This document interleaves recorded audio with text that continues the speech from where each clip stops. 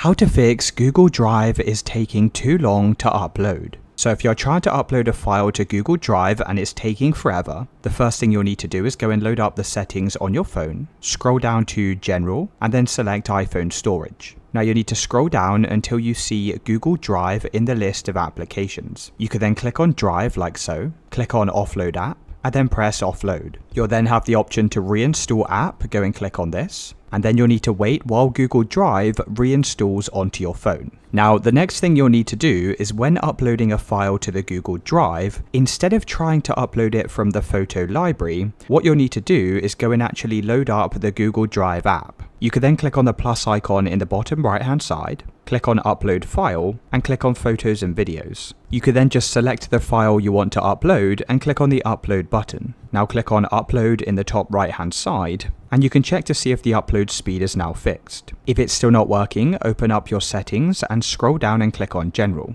Now scroll down to VPN and device management and make sure you're not connected to any VPNs. So as you can see, it should say not connected like this. You could then try re-uploading your file and that should have fixed any slow upload speeds.